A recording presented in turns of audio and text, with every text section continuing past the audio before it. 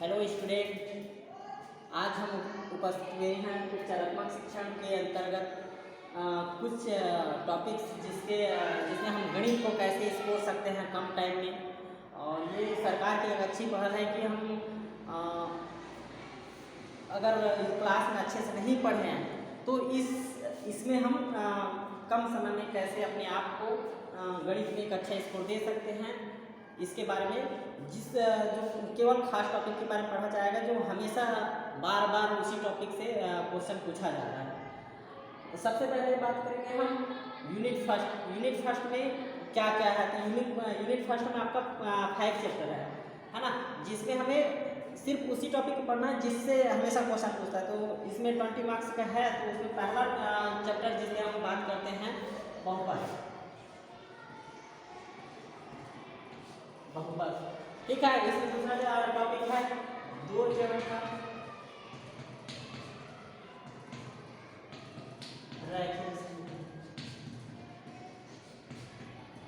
तीसरा चैप्टर इसमें एक चर का द्विघात।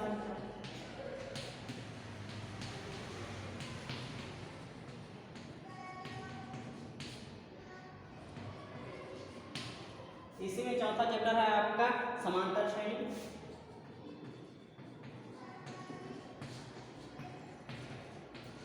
और इसमें पांचवा है आपका अनुपात की संख्या।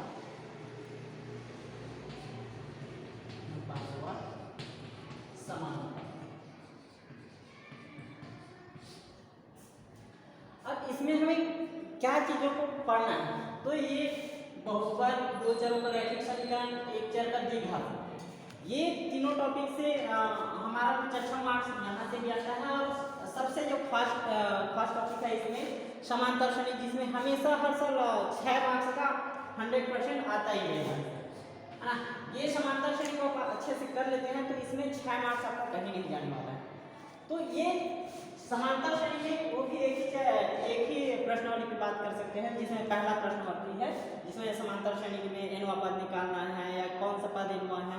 तो इसको हमें समांतर श्रेणी निकालना है। और कुछ जो लास्ट में इसमें है 15 से लेकर 20 तक के क्वेश्चन में है ना, प्रश्नावली समांतर श्रेणी का पहला प्रश्नावली जिसमें पहला प्रश्नावली से 15 से 20 का क्वेश्चन, इसको अच्छे से पढ़ लेते हो तो वहाँ से हमेशा हर साल रिपीटेशन क्वेश्चन आता है। तो इस प्रश्नावली को इसमें समांतर श्रेणी का जो प्रश्नावली है उसको अच्छे से कर लो, पहला प्रश्न है ना। ज़्यादा आपको हेडेक नहीं पाना है कि सबको पढ़ने में कोई हमारा नंबर है। तो आपको सिर्फ उनको देखना है जो हमेशा रिपीटेशन होता है या जिस चैप्टर से हर साल आते रहते हैं। तो इसमें हमारा इसमें क्या है समांतर श्रेणी पे इसमें है 6 मार्क्स ना, बड़ा क्वेश्चन एक आता है तो जो हम आसानी से कर सकते हैं। फिर आपका आता है अनुपात व समानुपात, जिसमें ये भी सबसे अच्छा टॉपिक है। इसमें आपसे पूछा जा सकता है मध्यानुपाती क्या है, मध्यानुपाती, ठीक है, तृतीयानुपाती, और एक आपका आता है चतुर्थानुपाती।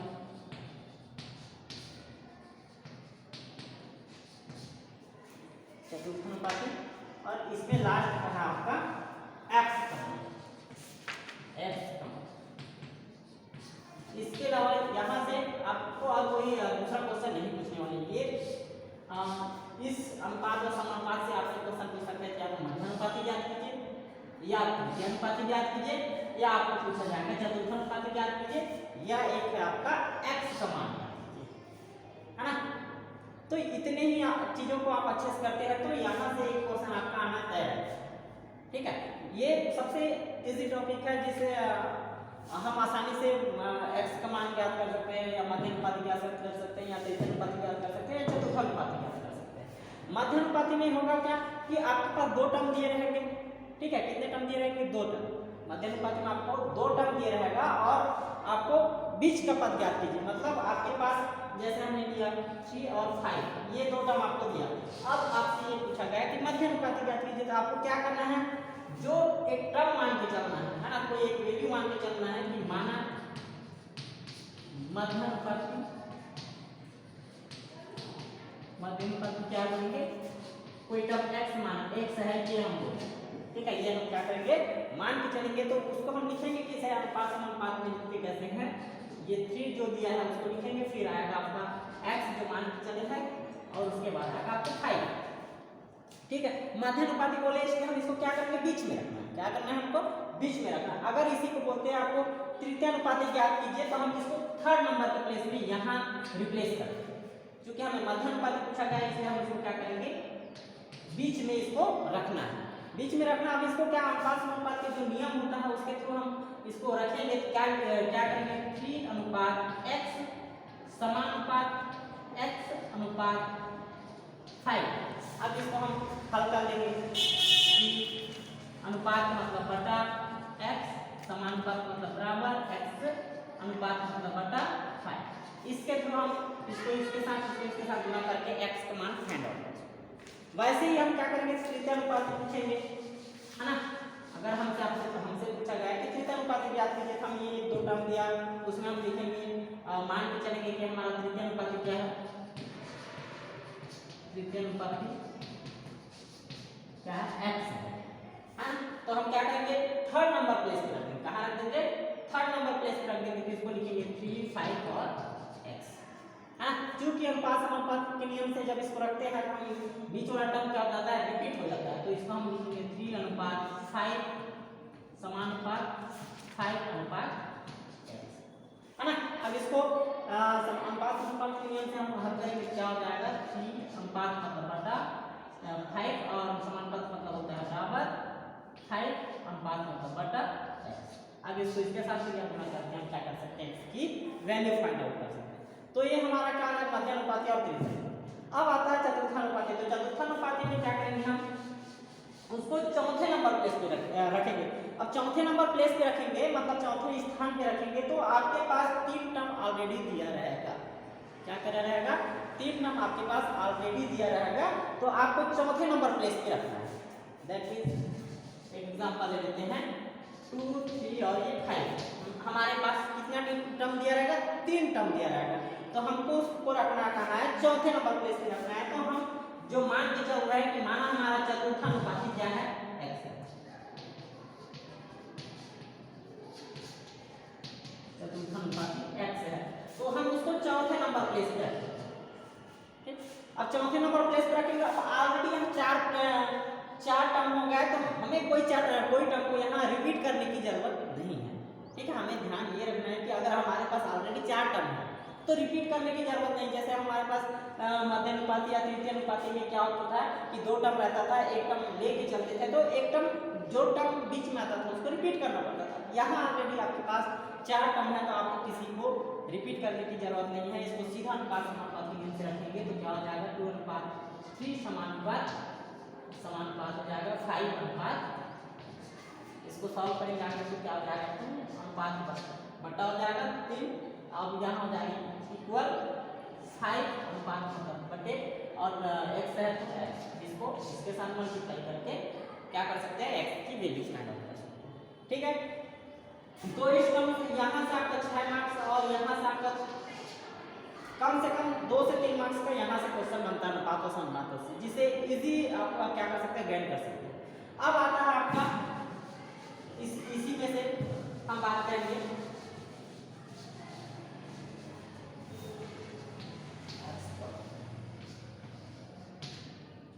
अब इसी टॉपिक में से हम बात करेंगे क्या एक चर का द्विघात है ना। क्या बात करेंगे एक चर का द्विघात समीकरण के बारे में बात करेंगे। तो एक चर का द्विघात समीकरण, द्विघात का मतलब होता है 2 घात। अधिकतम क्या होना चाहिए 2 घात होना चाहिए। अधिकतम कितने घात होने चाहिए 2 घात होने चाहिए, जिसमें हमें क्या करना होता है कि एक जो समीकरण दिया रहता है उसको सूत्र विधि से हल करना होता है। ठीक है, दूसरा उसमें मूलों का योग निकालना है, मूलों का गुणनफल निकालना है। जैसे सबसे पहले फर्स्ट ऑफ ऑल हम ये कर लेते हैं कि द्विघात समीकरण का मानक रूप क्या होता है, तो उसको कैसे दर्शाते हैं। तो उसको दर्शाते हैं ax² + bx + c = 0। ये इसका क्या होता है वर्ग समीकरण का वर्ग समीकरण कहते हैं इसी को, या इसी को बोलते हैं द्विघात समीकरण, जहां एक कंडीशन ये होता है हमेशा कि a कभी भी 0 नहीं होगा। ठीक है, ये हमेशा ऐसा बोला जाता है, इसका मतलब ये है कि a का मान 0 नहीं होता। अगर a का मान हम यहाँ पर 0 रखते हैं तो a का मान क्या रखते हैं, 0 रखते हैं, तो ये किस रूप में जाएगा, 0x² plus bx plus c equal to 0। ठीक है, अब ये 0x² देखो क्या 0 होगा, 0 बचा था bx plus c equal to 0। तो हम ये इसको कहेंगे क्या कि ये वर्ग समीकरण है या द्विघात समीकरण, नहीं कह सकते। इसलिए एक कंडीशन दिया जाता है कि a का मान 0 नहीं होना चाहिए, मतलब x के कोएफिशिएंट में जो वैल्यू रहेगी वो कभी भी 0 नहीं हो सकती। दैट्स हाँ, x के कोएफिशिएंट में जो वैल्यू होता है वो कभी भी 0 नहीं होना चाहिए। अगर 0 हुआ तो फिर वो कभी वर्ग समीकरण नहीं बन पाएगा। ठीक है, तो इसमें हम इस वर्ग समीकरण को किस प्रकार हल करते हैं उसको बात करेंगे। ठीक है, अनुपात हो गया, समांतर श्रेणी से 6 नंबर का हो गया। अब हम देखते हैं इसका द्विघात समीकरण से क्या क्या क्वेश्चन पूछे जा सकते हैं, एक चर का द्विघात समीकरण उससे क्या क्या क्वेश्चन पूछे जा सकते हैं। तो इसमें आपसे ये पूछा जा सकता है कि एक वर्ग समीकरण दिया रखा है उसको आपको सूत्र विधि से हल करना है। सूत्र विधि से हल करना है वर्ग समीकरण को, सूत्र विधि से। ठीक है, तो सूत्र विधि से हल करना है तो इसमें क्या करना होता है, x का मान जो निकालेंगे वो होता है -b plus minus root of b square minus 4ac upon 2a। ठीक है, सूत्र विधि से इसको हल करना है, सूत्र विधि से हल है ना। वर्ग समीकरण को सूत्र विधि से हल कैसे करेंगे, तो x ये होता है x प्लस, अगर ये x है, इसमें वर्ग समीकरण में जो वेरिएबल है x है तो x लिखेंगे, अगर यहाँ जो वर्ग समीकरण रहेगा y रहेगा तो यहाँ y इक्वल लिखेंगे। समझ आ रहा है? ठीक है, तो इसमें हम इस विधि से हम इसको करेंगे, तो इस विधि से हर एक क्वेश्चन सॉल्व हो जाएगा, जितने भी वर्ग समीकरण है इस विधि से हल हो जाते हैं, है ना। यहाँ तक कि जो गुणनफल विधि से हल नहीं होता वो इस विधि से भी हल हो जाता है। ठीक है, तो ये विधि जो है हर एक चीज का रामबाण हो सकते हैं इसको, जिससे हमेशा क्या देगा, सॉल्यूशन देगा। अब सूत्र विधि में और इससे क्या क्वेश्चन ये हो सकता है कि सूत्र विधि से हल कीजिए, इससे क्वेश्चन बन सकता है आपको क्या, एक ये बोल सकते हैं कि इसमें विभेदक क्या है, विभेदक है ना, विभेदक जिसको विविक्त कर भी बोलते हैं, विविक्त। ठीक है, इसको दर्शाते हैं क्या, डी से, डी का मतलब होता है डिस्क्रिमिनेट।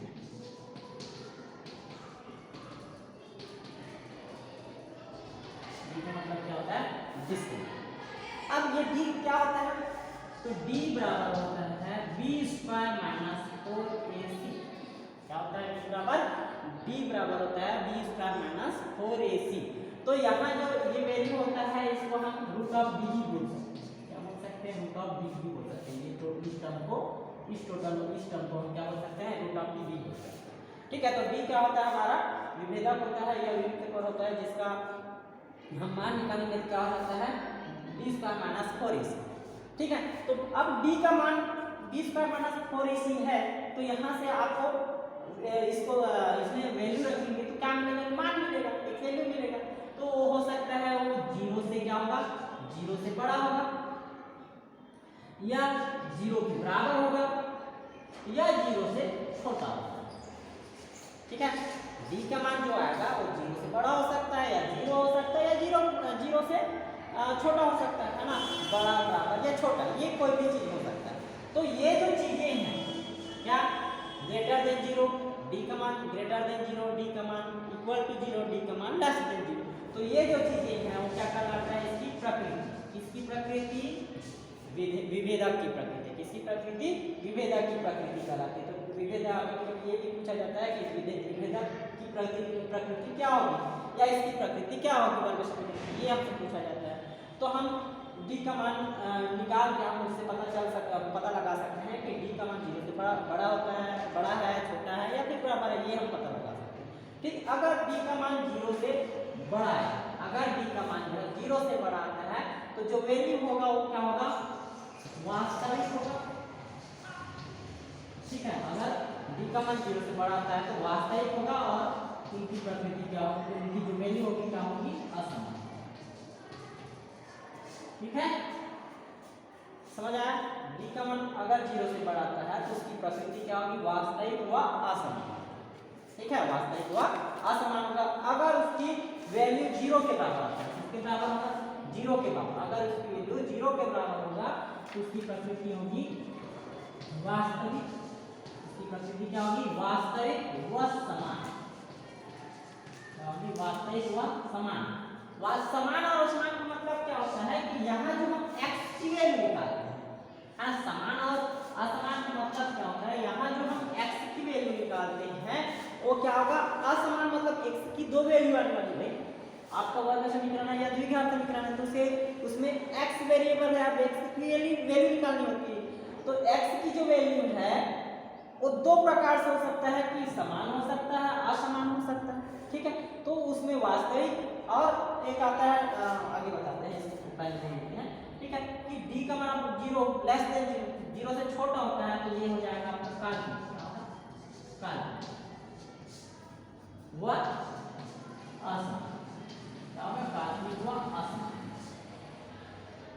अब यहाँ हम बात करते हैं x कि इसमें x क्या रिलेट करता है? इन समान और समझ आ रहा है? हम इसको देखते हैं इन दोनों में क्या मतलब है समान और असमान। ठीक है, तो असमान का मतलब x की दो वैल्यू, अधिकतम कितनी वैल्यू निकलेगी? दो ही वैल्यू निकलेगी, क्योंकि वर्ग समीकरण है इसलिए अधिकतम दो वैल्यू निकलेगी। और जो x की दो वैल्यू निकलेगी वो अगर 0 से बड़ा आता है या 0 से छोटा आता है तो x का मान क्या होगा? अलग अलग होगा। ठीक है, x का मान जो दो मान निकलेगा वो क्या होगा? अलग अलग होगा। अगर x d का मान 0 आता है तो x की जो वैल्यू होगी वो दोनों सेम रहेगा। समझ आ रहा है? मतलब अगर समान बोलने से जैसे कोई किसी समीकरण का जो हल करने से हमारा इसका मान x का मान 2 आया तो ये दो बार 2 आया। समझ आ रहा है? तो इस प्रकार से ये समान और असमान है।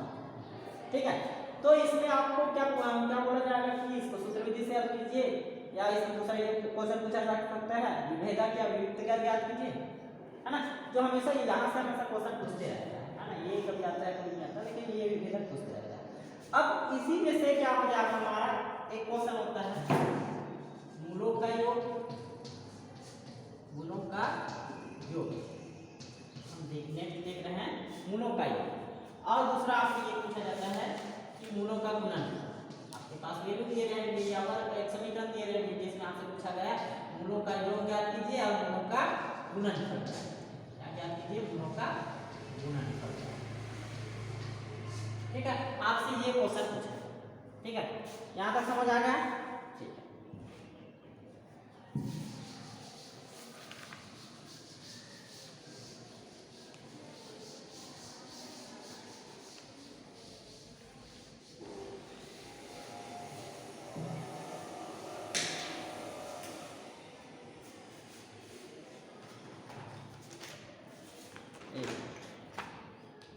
ठीक है, वर्ग समीकरण क्या होता है?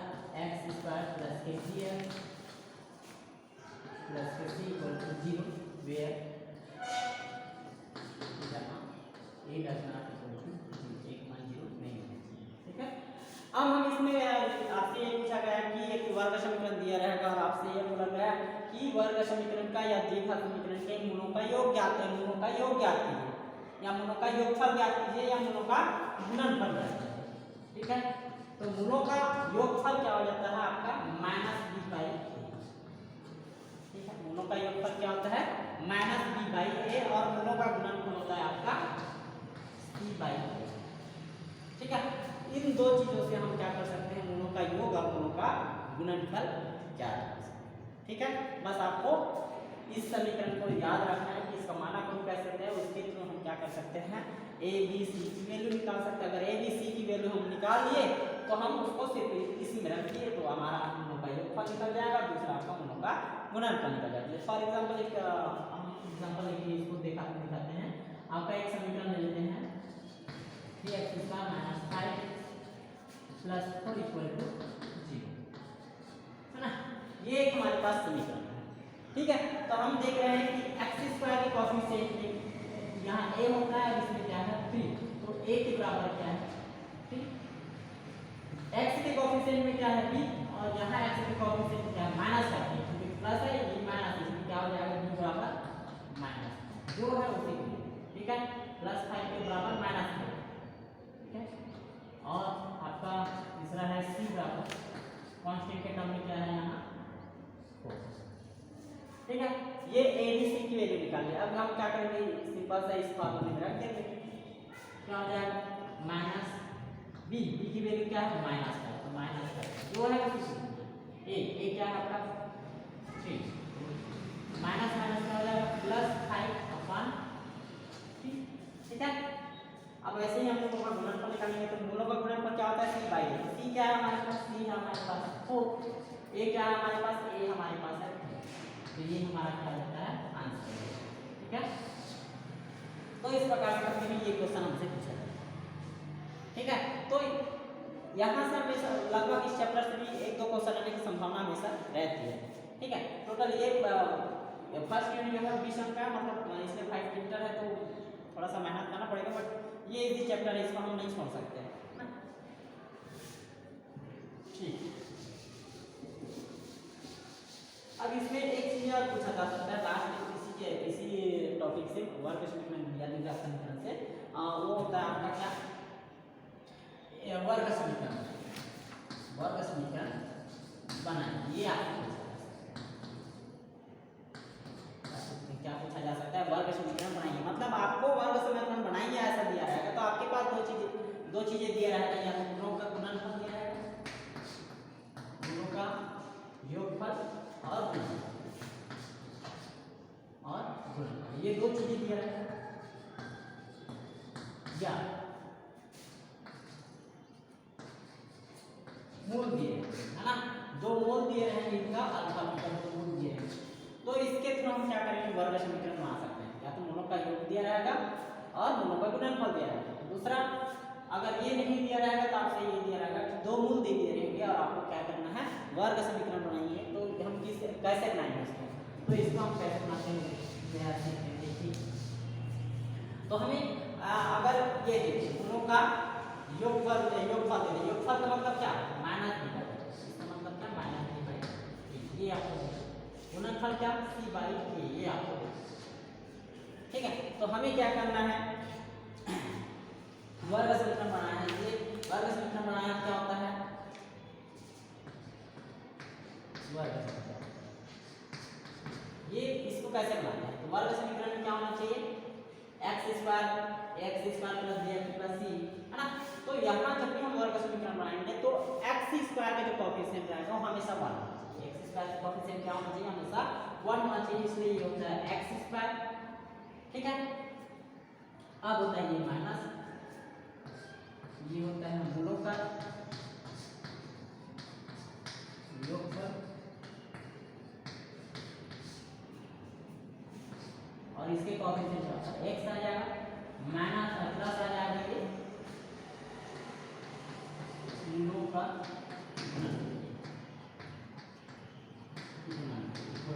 जीरो, ये हमारा वर्ग समीकरण, ठीक है। अब x²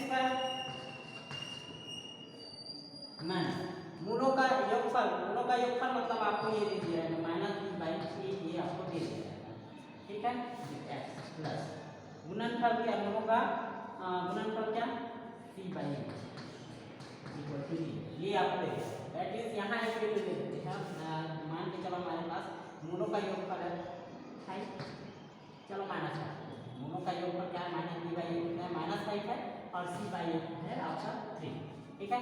आपको दे दिया b/a आपको 5 दिया और c/a कितना दे दिया आपको 3 दे दिया, तो हम क्या करेंगे यहाँ रख देंगे x² माइनस b/a की जगह क्या देंगे -5, तो -5 x प्लस c/a कितना दे 3 इक्वल टू 0, ठीक है।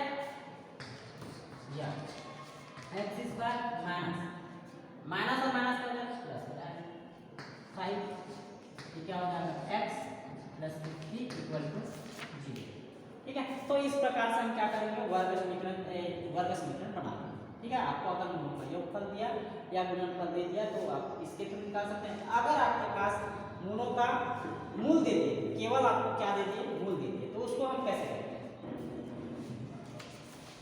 देखते हैं, उसको हम कैसे करते हैं।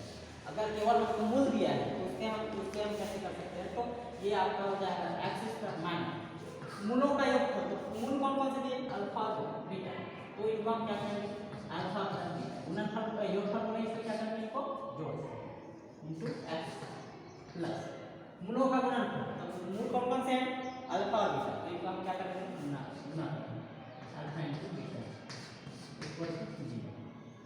ठीक है, अगर आपको दिए 5 और ये दिया आपको 3, ठीक है, ये अल्फा देंगे 5 और बीटा देंगे 3, तो हम यहाँ रख देंगे एक्स स्क्वायर माइनस अल्फा और बीटा, अल्फा क्या है 5 प्लस बीटा क्या है 3 x plus alpha into beta मतलब 5 इंटू 3 इक्वल टू 0। इसको सॉल्व करेंगे तो क्या हो जाएगा एक्स स्क्वायर 5 और 2 कितना हो जाएगा 8 हो जाएगा, तो माइनस 8 एक्स प्लस 5 पे कितना हो जाएगा 15 इक्वल टू 0।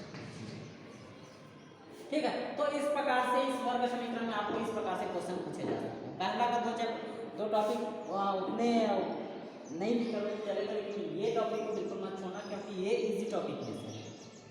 ठीक है, हमारे पास समय कम है और हम कैसे गणित में आसानी से नंबर अच्छे नंबर ला सकते हैं उसके अकॉर्डिंग हम क्या कर रहे हैं यहाँ बता रहे हैं क्या क्या हमें पढ़नी चाहिए।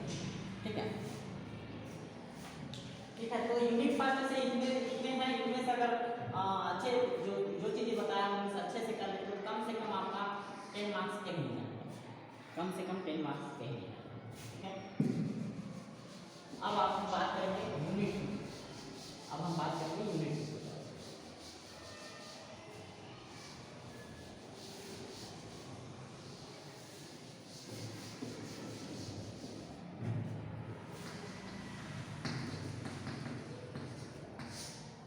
यूनिट 2 है ना, तो यूनिट 2 में है आपका 8 मार्क्स, यहाँ मैक्सिमम आपका आता है 8 मार्क्स है ना, 8 आता है। हाँ, तो इस यूनिट 2 से क्या क्या क्वेश्चन पूछे जा सकते हैं, तो इसमें 2 चैप्टर है, एक है निर्देशांक ज्यामिति,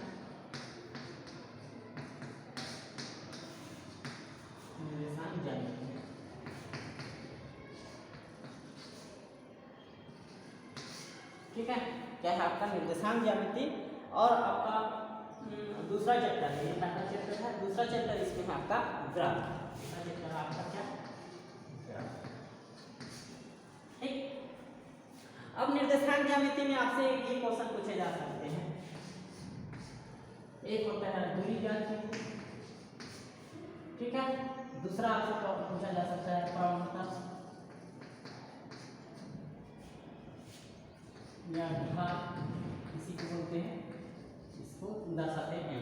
ठीक है, ये होगा दूसरा क्वेश्चन, ये पूछा जा सकता है। तीसरा इसमें ये आता है, ये 2 मार्क्स का है ना, तीसरा ये आ सकता है सरल रेखा का समीकरण।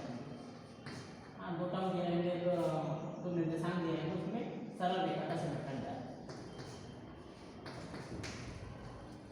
है ना, ये कभी कभी आता है, पर ये 2 चीजें जो हमें दोनों में से एक क्वेश्चन आना हमेशा रहता है ना, तो ये जो है बहुत ईजी है, ये फार्मूला बेस्ड है ना, हम फार्मूला में इसके अकॉर्डिंग क्या कर सकते हैं, उसको आसानी से डिस्टेंस और जो ढाल है प्रवणता वो हम निकाल सकते हैं। ठीक है, तो दूरी निकालने के लिए दूरी के लिए फार्मूला दूरी, हाँ, तो दूरी निकालने का जो हमारा फार्मूला होता है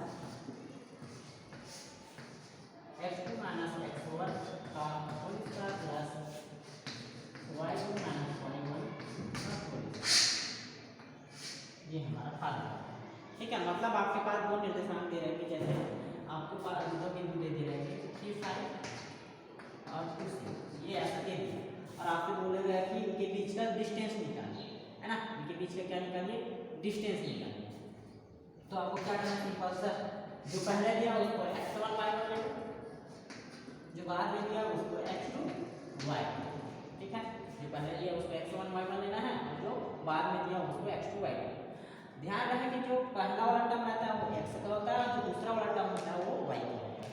ठीक है, तो x2 की जगह हमारे पास क्या है 2 माइनस x1 की जगह क्या है 3, इसका स्क्वायर, ठीक है, प्लस y2 की जगह क्या है 7 माइनस y1 की जगह क्या है 5, y1 की जगह क्या है 5, तो x1 y1 की जगह 5, इसका स्क्वायर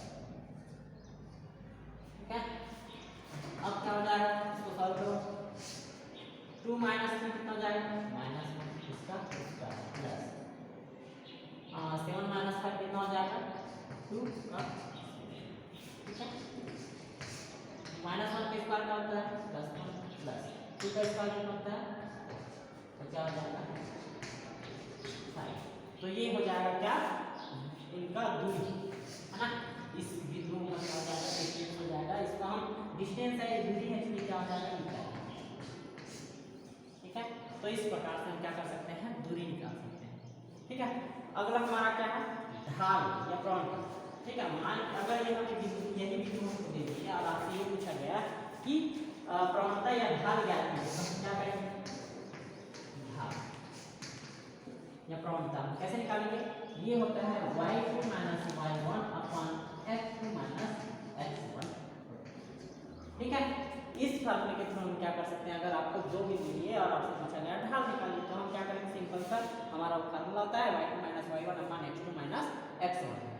अब वैसे ही करना जिसका हम जो पहले दिया उसको x1 y1 जो बाद में दिया उसको x2 y2 लेते हैं, ठीक है। कंफ्यूजन हमको क्रिएट नहीं करना है ना, हमको बस सिंपल सा ये थॉट लेके चलना है कि पहले जो दिया रहेगा उसको x1 y1 लेना है, बाद में जो दिया रहेगा इसको x2 y2 है ना। हम इसको भी ले सकते हैं x2 y2, बाद हमें कंफ्यूजन क्रिएट नहीं करना है इसलिए हम सिंपल सा रखते हैं, ठीक है। अब हमारा क्या है y2 क्या है 7 और y1 कितना है 5, हमारा होता है 7 माइनस इसमें माइनस हो जाएगा y1 कितना 5 अपॉन x2 कितना है 2 माइनस x1 कितना हमारा x1 है हमारे पास, ठीक है। इसको सॉल्व करेंगे क्या हो जाएगा 7 माइनस 5 कितना हो जाएगा 2 अपॉन क्या हो जाएगा माइनस, इसको लिखेंगे माइनस प्लस क्या माइनस हो जाएगा 2 बाई 1 मतलब, तो ये और ये ढाल इसको हम निकालिए, ठीक है। तो ये हमारा क्या हो जाएगा ढाल हो जाएगा, क्या हो जाएगा ढाल। तो इस प्रकार से हम क्या कर सकते हैं ढाल निकाल सकते हैं, इस प्रकार हम क्या निकाल सकते हैं ढाल, तो इस प्रकार से दूरी और ढाल हम निकाल सकते हैं, ठीक है। तो ये दोनों टॉपिक से हमेशा क्वेश्चन आते हैं है ना, 8 नंबर का तो 2 नंबर के यहाँ से हमेशा क्वेश्चन 2 से 3 मार्क्स के क्वेश्चन यहाँ से आते ही रहता है, ठीक है। ये यहाँ से क्वेश्चन पूछे जाते हैं सरल रेखा का, ठीक है। तो सरल रेखा का समीकरण का जो एक मानक रूप है, इसका मानक रूप होता है y mx प्लस c, सरल रेखा के समीकरण का मानक रूप क्या होगा y mx प्लस c। अगर आपको ऐसा समीकरण दिया एक नंबर में यहाँ एक नंबर क्वेश्चन यहाँ से आता है तो आपको एक सरल रेखा इस फॉर्म में दिया है, तो याद रहे कि जो x की कोएफिशिएंट में है वो हमें क्या होता है x के कोएफिशिएंट में जो रहता है वो क्या होता है m होता है, जो m मतलब ढाल, ठीक है। अगर आपको इस प्रकार से कोई समीकरण दिया रहता है और आपसे ये पूछा गया कि इसमें इस सरल रेखा के समीकरण में ढाल क्या होगी, तो हम देखना है कि x के साथ जो क्या है x के साथ जो रहेगा वो क्या कराएगा हमारा ढाल, अगर समझ में। तो इस प्रकार से यहाँ से क्वेश्चन एक क्वेश्चन यहाँ से हमेशा बनते रहता है जिसमें ऑप्शन 2 क्वेश्चन रहेगा जिसमें से किसी एक को बनाना है, जिसमें इस चैप्टर में आपका आता है समलंब, वो क्वेश्चन को वैसे पढ़ने का इतना कोई मतलब नहीं है, चलो इसको छोड़ दो क्योंकि ये थोड़ा सा परेशानी कर सकता है, तो उससे अच्छा है कि ये टॉपिक आपको पढ़ लो, हमेशा 100% ये आपको देगा ही देगा एक क्वेश्चन, जो बहुत ही आसान है, इसमें कुछ भी ऐसा चीज नहीं है जिससे आप ज़्यादा कुछ काम कर सकते हैं ना, इसको कोई सॉल्व करना नहीं कुछ नहीं, सबसे इजी टॉपिक जो है इसमें है ग्राफ, ये आता है 4 मार्क्स, इसमें आता है, ठीक है 4 अंक का यहाँ से आता है, और ग्राफ जो सबसे इजी टॉपिक है ना, इसमें आपको एक दिया x दिया और एक आपको y, ठीक है। आपको इस प्रकार से देखिए ये दिया 1 2 3 ऐसा कुछ दे दिया, यहाँ ने 3 7 5 1, ठीक है। ये आपको एक ऐसा एज्यूम करके हम लेके चले कुछ भी, ठीक है। तो इसमें आपको ये पूछा बोला गया है कि इसका ग्राफ कीजिए, तो क्या करेंगे हमको पता है कि हम जब भी ग्राफ बनाते हैं तो ये हमारा ये वाला होता है x एक्सिस है और ये इधर ऊपर वाला होता है y और यहाँ जो होता है वो क्या होता है, ये जीरो जीरो होता है, मूल बिंदु क्या होता है, क्या कहलाता है, मूल बिंदु। अब आपसे पूछा गया कि ये क्या, इसका क्या कीजिए, ग्राफ खींचिए। तो हम देखेंगे 1 2 3 4 5 एक अक्ष में क्या है 1 2 3 4 1 2 बड़ा दे 1 2 3 4 5।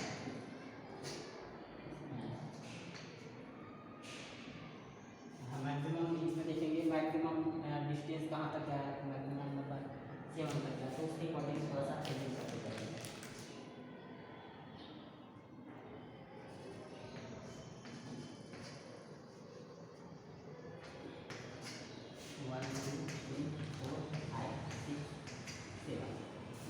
ठीक है, देखो अब इसमें क्या करना है, ग्राफ कैसे खींचना है ये देखते हैं।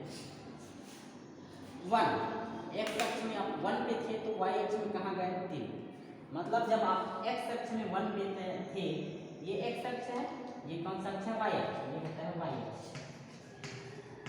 ये होता है एक्स अक्ष। ठीक है, जब एक्स अक्ष पे 1 पे थे तो वाई अक्ष में कहाँ पास थे आप 3, तो ये इस प्रकार ऐसा रहेगा और इस प्रकार ऐसे देखेंगे तो यहाँ पास बिंदु है। ठीक है, अब वैसे एक्स अक्ष में 2 पे थे तो वाई अक्ष में कहाँ पे थे 7, एक्स अक्ष में 2 पे थे तो वाई अक्ष में कहाँ पे थे 7, मतलब समथिंग ऐसा, तो ये ठीक है। वैसे ही करना हमको, एक्स अक्ष में 3 पे थे तो वाई अक्ष में कहाँ पे आ गए 5, एक्स अक्ष में 3 पे थे तो वाई अक्ष में कहाँ गए 5, तो ये 5 होगा, ये 3 होगा। ठीक है, फिर एक्स अक्ष में 4 पे थे तो वाई अक्ष में कहाँ पे आ गए 3, एक्स अक्ष में 4 वाई अक्ष में कहाँ आ गया 3। ठीक है, फिर एक्स अक्ष में आप 5 पे थे तो वाई अक्ष में कहाँ पे आ गए 1।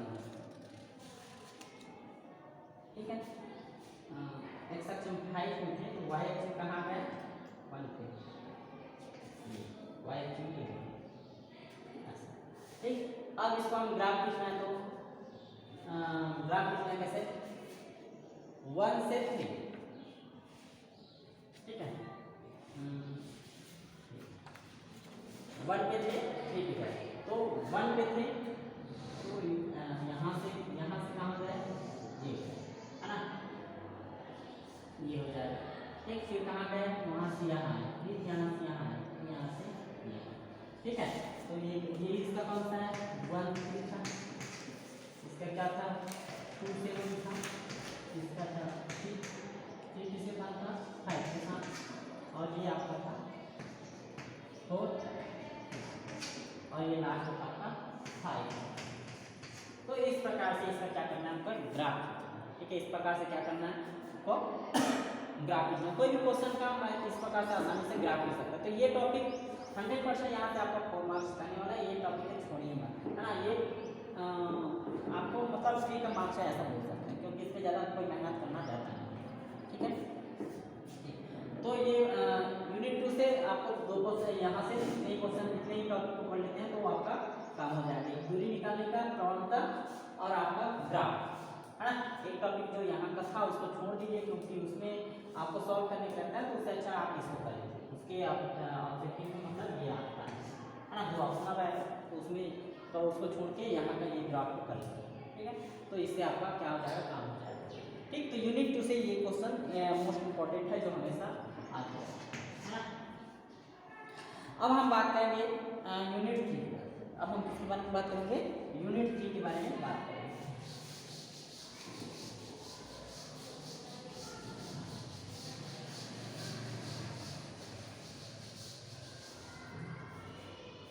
अब हम बात करेंगे यूनिट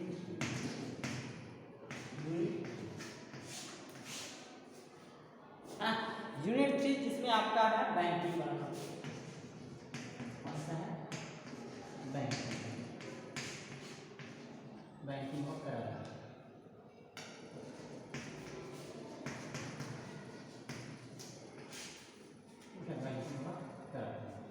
ठीक है, तो आपका तो अभी जो सेशन है वो कराना, यहाँ से क्वेश्चन नहीं बनता, आपका क्वेश्चन बनता है बैंकिंग।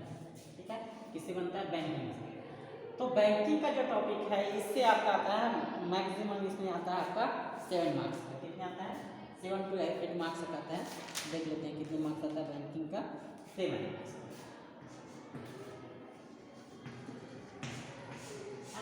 बैंकिंग का टॉपिक आपका, बैंकिंग से आपका कितने क्वेश्चन आते हैं? 7 मार्क्स का आता है, जिसमें 2 नंबर का ऑब्जेक्टिव आता है।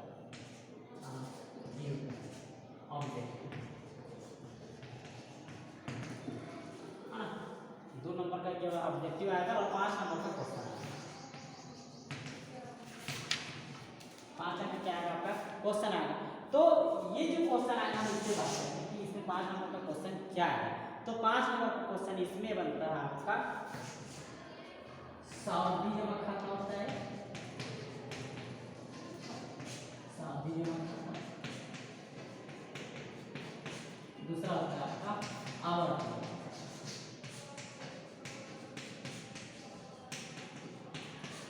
ठीक है, एक सावधि जमा खाता होता है, एक आवर्ती जमा खाता। 5 नंबर का क्वेश्चन, इसमें 2 टॉपिक हैं आपका, सावधि जमा खाता, आवर्ती जमा खाता। दोनों टॉपिक सबसे ज्यादा इंपॉर्टेंट है ना, या इस टॉपिक को या इस टॉपिक, दोनों ऑब्जेक्ट ऑप्शनल रहेंगे, एक दूसरे के अपोजिट। मतलब ये भी आएगा, ये भी आएगा। अब आपको क्या करना है कि दोनों को मत पढ़ो, दोनों को एक साथ मत पढ़ो, दोनों में से किसी एक टॉपिक पढ़ो। अगर कोई सावधि पढ़ना है तो केवल सावधि पढ़िए, अगर कोई आवर्ती पढ़ना है तो केवल आवर्ती। या कहने का मतलब ये है कि कोई जो आप जिसको पसंद है, आपको अगर सावधि पसंद है तो पूरा सावधि का क्वेश्चन पढ़ लीजिए, है ना। सावधि का अगर आपको सावधि बनना है तो पूरा सावधि का क्वेश्चन पढ़ लीजिए, या दूसरा आवर्ती का बनना है तो आवर्ती का पूरा क्वेश्चन पढ़ लीजिए। दोनों को मत पढ़ो, है ना। इसमें क्या होता है, कंफ्यूजन क्रिएट होता है कि उसका फार्मूला है किसका फार्मूला है। तो उससे बेस्ट है कि आप इन टॉपिक में से किसी एक टॉपिक को अच्छे से प्रिपेयर करके जाइए, तो आपको 100% 5 मार्क्स देंगे। 100% 5 मार्क्स देंगे किसी एक टॉपिक को आप अच्छे से करके जाइए। ठीक है, तो यही था कि सावधि और आवर्ती में हम क्या पढ़ना है। तो सावधि और आवर्ती में हमको सिर्फ किसी एक टॉपिक को पढ़ना है, जो हमेशा आपको क्या करके 5 अंक देगा ही, और वो कहीं जाने वाला नहीं अगर आप अच्छे से करके जाते हैं तो। ठीक है, आगे हम बात करेंगे कि इसके जो क्वेश्चन कैसे बनते हैं, उसको हम नेक्स्ट सेशन में बात करेंगे। आज के लिए इतना ही।